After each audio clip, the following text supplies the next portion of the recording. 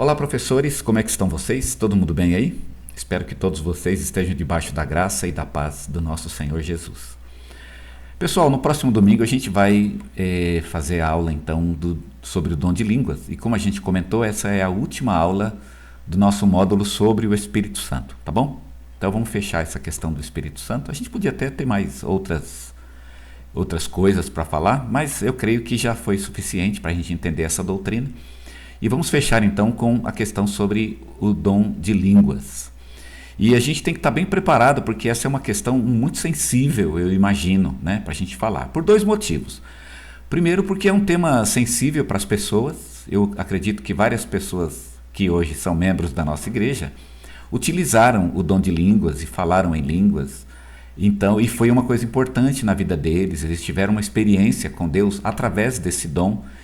E a gente, às vezes, falar do dom, né, conforme a gente fala, pode ofender alguns irmãos que, né, embora talvez hoje pensem um pouco diferente, mas tem esse passado e a gente tem que respeitá-lo e saber tratá-lo com um certo jeito, né, um certo tato aí. E também é difícil falar sobre o dom de línguas porque ele diz respeito a uma questão, a questão da diferença que havia entre a igreja primitiva e a nossa própria igreja. A igreja primitiva, ela vivia num mundo diferente, então eles tinham um culto diferente do nosso.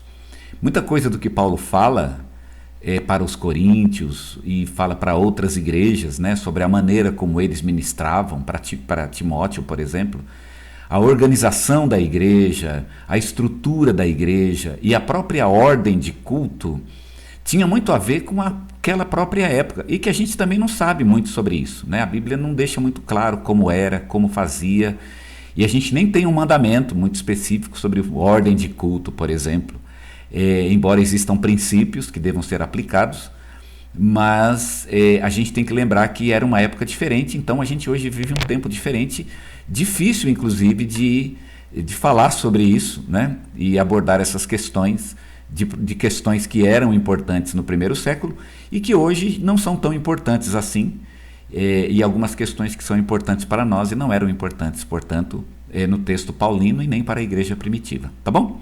Tendo isso em mente, vamos falar um pouquinho então sobre dom de línguas. A minha oração é que Deus abençoe vocês e vocês estejam bem preparados para dar uma aula que venha edificar e abençoar os seus alunos, tá bom? Vamos lá então? Nossa lição então é sobre o dom de línguas e, como eu disse para vocês, é a nossa última lição, é a lição 12 do nosso estudo sobre o Espírito Santo, tá bom? O nosso propósito nesta lição é compreender o dom de línguas e três coisas basicamente: o seu lugar entre os dons, o seu uso no culto e na vida privada e as suas limitações, tá bom? São três questões, ok? A nossa lição ela está dividida em duas partes. Primeiro a gente vai estudar algumas questões introdutórias e depois disso a gente vai falar especificamente sobre o dom de línguas. As questões introdutórias, vocês devem ter reparado que elas são um pouco longas para uma lição que pretende tratar sobre dom de línguas, não é? Mas eu tive dificuldade, inclusive, de fazer essa lição, porque as questões introdutórias são importantes neste caso. Eu preciso entender primeiro os dons para entender o dom de línguas. Se eu não entender o que são dons e como eles são distribuídos e qual é o lugar deles na vida do cristão, eu vou ter muita dificuldade de entender o dom de línguas, tá certo? É por isso que Paulo gasta tempo primeiro falando sobre dons de modo geral, para depois falar especificamente do dom de línguas, tá certo? Então, ir direto ao dom de línguas não é bom, não é uma boa política, que a gente pode chegar a algumas conclusões erradas a respeito dele, ok? Então, vamos lá, vamos começar sobre os temas introdutórios. Não vamos demorar muito tempo, tá ok? Eu espero, porque a gente já falou sobre os dons, então não vamos nos demorar muito sobre essa questão geral sobre os dons. Vamos falar primeiramente sobre o que é dom. Vamos lembrar o que é dom para o pessoal. Dom é uma capacitação dada pelo Espírito Santo para o trabalho do reino de Deus no mundo. Então isso é o dom, a gente já falou e eu creio que o pessoal até já sabe sobre isso, não tenho que ficar discutindo muito essa questão. Também fala rapidamente a respeito de uma distinção entre o dom do Espírito e os dons do Espírito. O dom do Espírito é o próprio Espírito. E os dons do Espírito são essas capacitações que o Espírito nos dá para realizar o trabalho do reino de Deus, que nós não realizaríamos sem essas capacitações, tá certo? Porque é um trabalho muito difícil, na verdade impossível de ser feito de acordo com a capacidade humana, ok? Em segundo lugar, por que o Espírito Santo capacita a igreja com dons? A gente está usando aqui Efésios 4,12, que mostra três motivos. Primeiro, o aperfeiçoamento dos santos, para os santos ficarem mais aperfeiçoados e crescerem, não é? Individualmente, para o desempenho do serviço, isto é, para realizar as atividades que precisam ser feitas, o trabalho que tem que ser feito, e por fim, a edificação do corpo de Cristo, para que a igreja como um todo se edifique e cresça em todos os sentidos. Então são as três áreas. Cuidado para não parar aqui e ficar discutindo muito isso, porque isso tem que ser rápido, tá bom? Isso não é tão importante neste momento. A gente pode até falar mais a respeito dessas questões, que são importantes de fato, mas talvez no contexto da doutrina da igreja, não é? Que a gente vai falar, vamos começar a falar sobre isso no próximo domingo. Talvez nesse contexto, então, a gente possa entrar em mais detalhes sobre o que é esse aperfeiçoamento, esse trabalho da igreja, tá ok? Então, falem que a gente ainda vai discutir essas questões com mais detalhes, ok?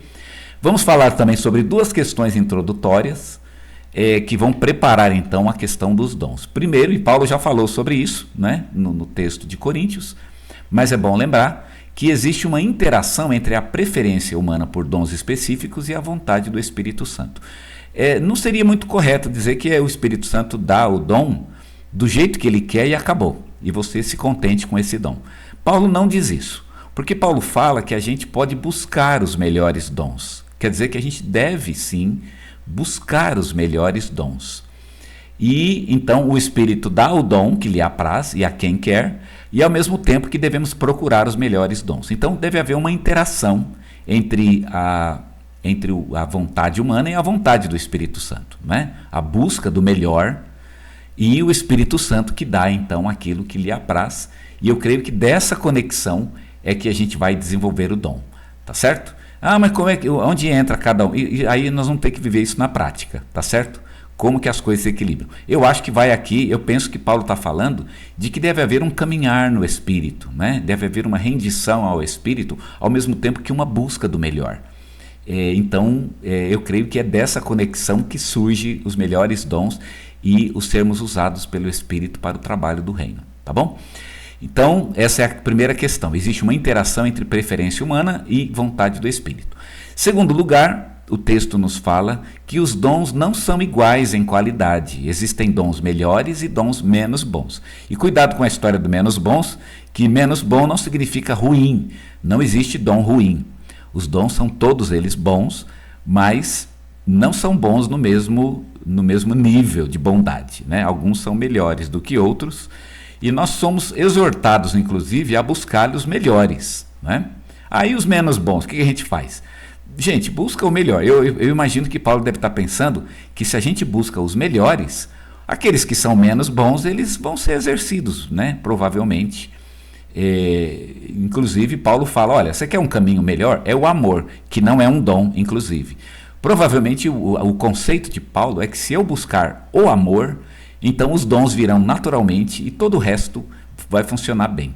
Se o amor não funcionar bem, o resto não vai funcionar bem. Eu imagino que é exatamente isso que Paulo está colocando no texto, tá bom? O que é importante aqui é que os dons não são iguais em qualidade. Existem melhores e menos bons, tá? Bem, vamos então agora falar especificamente sobre o dom de línguas. E aí a gente vai começar falando sobre as línguas de Atos e a língua de 1 Coríntios. E só tem uma coisa para falar sobre isso, é que há uma diferença entre Atos e Coríntios, de que em Atos as línguas são compreensíveis e em 1 aos Coríntios as línguas são incompreensíveis. Isso é um fato, tá bom? O que são essas línguas? Vamos ver daqui a pouco, mas não é o mesmo tipo de língua, tá certo? Em Atos as pessoas entenderam o que estava sendo dito e em Coríntios ninguém está entendendo o que está se falando lá, tá bom? O que são então essas línguas de 1 aos Coríntios? Para entender o que são as línguas, e é muito difícil, esse é um tema muito complicado, né? O que são essas línguas? Se são línguas de nações, E se for língua de nações, é uma língua de uma nação estranha, né? Que ninguém sabe que nação é essa e ninguém sabe qual é a língua que está sendo falada. Mas o importante é que Paulo não usa a expressão língua estranha e nem outra língua. Eu li algumas traduções que usam a expressão língua estranha e eu coloquei até algumas lá na lição. E tem traduções que usam a expressão outra língua. No texto original, Paulo não usa nem a expressão língua estranha, nem outra língua. Ele usa a palavra simples, língua. Quem fala, língua. Quem fala, a língua. Né? A tradução que eu tenho aqui na igreja é a tradução do século XXI. Ela usa a expressão uma língua, aquele que fala uma língua. Paulo não diz a expressão uma língua, mas ela é bem bacana porque ela não especifica que é língua estranha. Né, uma língua de anjo, por exemplo. Que fala, o dom de línguas é a língua de anjo. Paulo não disse que é língua de anjo. Lá em 1 Coríntios 13 ele fala mesmo, ainda que eu falasse a língua dos anjos e dos homens. Mas ele não está dizendo que a igreja está falando a língua de anjo. Ele está dando um exemplo genérico ali para falar sobre o amor, de modo que a gente não sabe exatamente o que são essas línguas. Tá certo? Então ele usa a palavra língua, o que fala em língua, para mostrar genericamente que o evangelho não pode ser proclamado de uma forma incompreensível. Então vamos manter a ideia de Paulo, ficar no genérico. De onde vem essa língua? Não sei. E não importa. Então eu coloquei aqui a lição para a gente. Né? Qual é a lição que a gente tira do fato de que Paulo usa a expressão genérica língua? A lição é a seguinte: não importa se língua é de anjo, de homem, ou se é um fenômeno emocional. Porque alguém fala, mas isso é só emoção, e na emoção a pessoa fala língua. Eu já vi experiências, né, de pessoas que, e eu mesmo vi isso, de pessoas que ficam falando glória, glória, glória, e no falar glória, glória, glória, isso acaba enrolando a língua, ele começa a falar em língua. E alguém pode falar que isso é emocional. Paulo não está preocupado aqui se é de homem, se é de anjo, se é emocional. Essa não é a questão do texto, de onde vem a língua. O problema, e, gente, isso vocês podem enfatizar para os alunos, tá bom? O problema não é de onde vem a língua. O problema é que o evangelho precisa ser compreensível. Tá certo? Pode ser que o Espírito esteja usando um fenômeno emocional. Eu não vejo um problema nisso. Mas não importa, mesmo que seja emocional, mesmo que seja de um homem, mesmo que seja o chinês, e aqui na igreja ninguém fala chinês, não importa. O problema é que o evangelho precisa ser compreendido. Se ele não for compreendido, não importa de onde vem as línguas, elas não devem ser faladas. Tá certo? Então é isso que está em jogo aqui no texto, tá bom? Então vamos avançar. O que Paulo fala então e nos ensina sobre o dom de línguas? Eu tenho textos bíblicos, né, para defender cada uma dessas ideias, e eu vejo que aqui está o cerne da nossa lição, tá bom? Então vamos gastar tempo aqui. Eu diria assim que a gente poderia dedicar metade do tempo para o resto, e metade do tempo para esse quadrado aqui. Esse quadro, ele é o mais importante da nossa lição, tá bom? O que Paulo nos fala sobre o dom de línguas? Primeiro ele nos fala que o dom de línguas ameaça a relação de amor que existe na igreja. Por que o dom de línguas ameaça a relação de amor? Porque a pessoa fala sozinha e ninguém entende o que ele está falando, tá certo? É com o amor que você está sozinho. Você faz uma coisa, mas só você faz. Isso não é amor. O amor, ele é um compartilhar. O amor, ele tem que estar junto, né? Amor é um sentimento de várias pessoas. Ele é um dar e receber. Então o dom de línguas não tem esse negócio de dar e receber. A pessoa está sozinha, ele está se divertindo, mas ele está se divertindo sozinho. Então isso ele não é amor, isso. O amor não é assim. Então é por isso que Paulo tem um certo cuidado com o dom de línguas. Então ele ameaça essa relação de amor, porque amor é compartilhar. Em segundo lugar, o dom de línguas, ele ameaça a revelação de Deus aos homens. Por que ameaça a revelação? Porque Deus, ele fala claramente, Deus quer se revelar. O nosso primeiro módulo foi a revelação. Lembra a doutrina da revelação?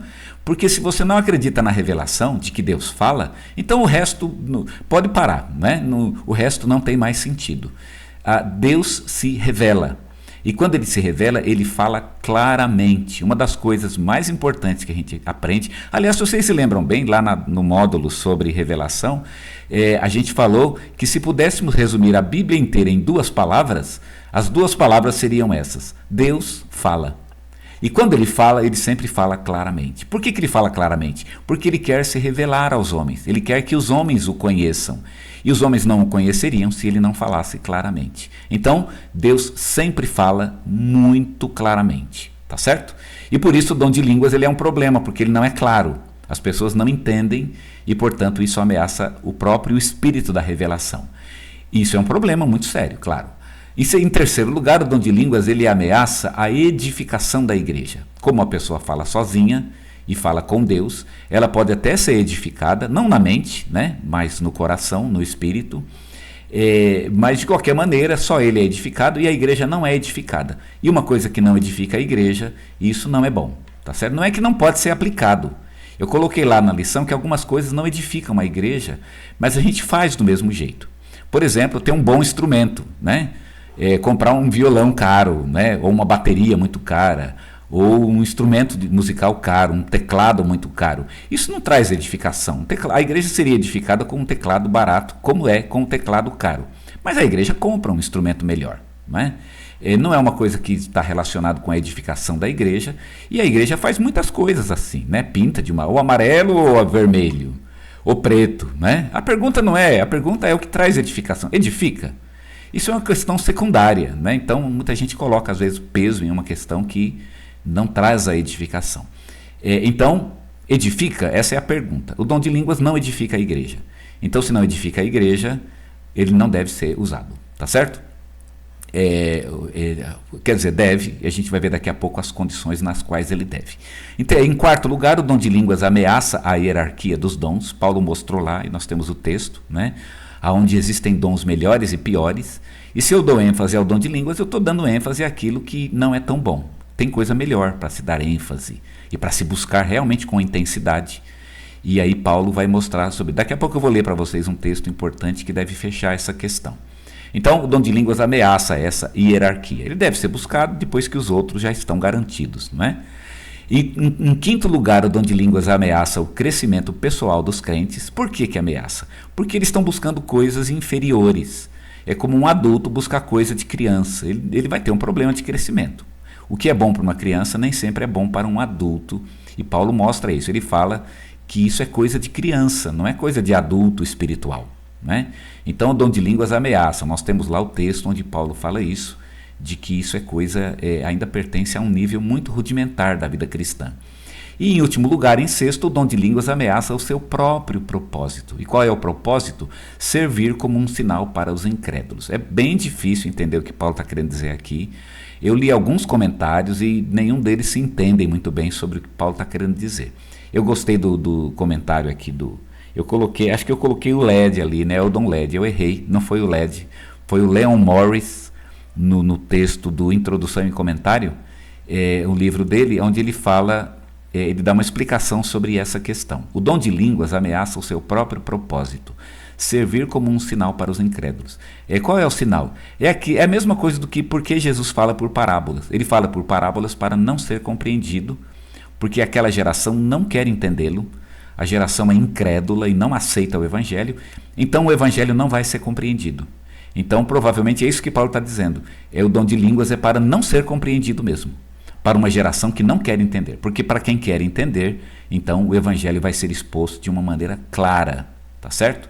Então essa é uma boa interpretação e ela é bíblica, inclusive, e ela é bem bacana, mas a gente tem que ser bem sincero de que não há um acordo ainda, mas essa é uma ideia bem interessante de Leon Morris, tá bom? O dom de línguas, então, ele é um sinal para os incrédulos e não para os cristãos. E para os incrédulos no sentido de que aqueles que não querem crer, tá certo? Aqueles que são relutantes em crer. Então fala em língua, porque ele não vai crer mesmo. Ele não creria de modo algum. Então é como se fosse um julgamento, um castigo para aquele que não quer crer. Tá certo? Muito bem, tendo falado sobre por que Paulo nos ensina sobre o dom de línguas, então vamos à questão, né? Pode ou não pode falar em línguas?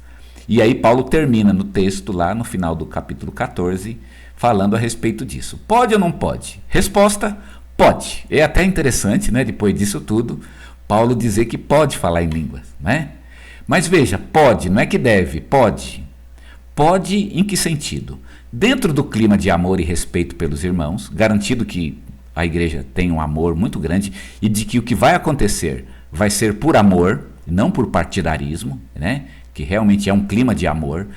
Segundo, com a garantia de que os melhores dons estão sendo buscados. Não, já busquei, já consegui os melhores dons, já estão garantidos, já estou exercitando, já é uma bênção.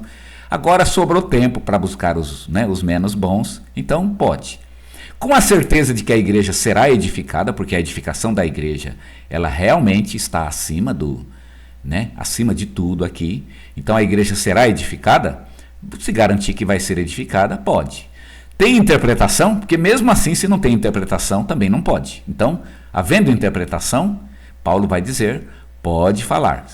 E no máximo 2 falantes por culto, não pode ter mais do que isso. Paulo até fala 3 estourado, 3 já é muito, né? 2 no máximo, 1 é bom, 1 é pouco, 2 é bom, 3 é demais. Esse é o que Paulo coloca lá no finalzinho do texto, do capítulo 14, mas no máximo 2 por culto. Fora desses termos, o dom de línguas não deve ser falado no culto, tá certo? Paulo é muito claro a respeito disso. Ele serve exclusivamente para uso privado. O próprio Paulo falava em línguas, mas no culto ele jamais falaria em línguas, é o que ele diz, porque ele sabe que isso não edificaria a igreja, ok? Então nós temos aí os conceitos então que Paulo coloca para a gente, ok? Bem bacana, não é? Espero que vocês tenham entendido e que vocês possam então aplicar isso para a igreja a respeito do dom de línguas. O que é interessante é do pode, né? E ficou estranho depois de tudo que a gente falou, Paulo terminar dizendo que pode. Como entender isso, né? Mas por que então Paulo não proibiu? Então proíbe logo, resolvia todos os nossos problemas modernos. Paulo fala assim, eu proíbo terminantemente vocês de falarem em línguas, mas Paulo permitiu. Por que permitiu? E aí eu queria ler um texto aqui para vocês, que pode nos ajudar a entender do porquê Paulo permitiu. É 14:39 de 1 Coríntios. Portanto, irmãos, desejai intensamente o dom de profetizar, e não proibais o dom de línguas. Olha o que ele disse. Desejem ardentemente, né? A palavra aqui deseja como um fogo, o dom de profetizar ardentemente. Deseje muito e não proíbam. E olha a diferença. Desejem ardentemente um e não proíbam o outro. Eu não quero falar do dom de profecia, né? Não é o nosso tema, mas o que é importante aqui é que o dom de línguas, ele é alvo do desejo, alvo de não proibir, né? Não proibir. Você não proíbe o dom de línguas, mas deseje o outro. Então isso tem a ver com o que a igreja pode fazer e o que a igreja deve fazer, ok? A igreja pode fazer algumas coisas. A igreja pode comprar um instrumento caro? Pode, né? Podemos comprar um instrumento que custa 50, 100, 200 mil reais?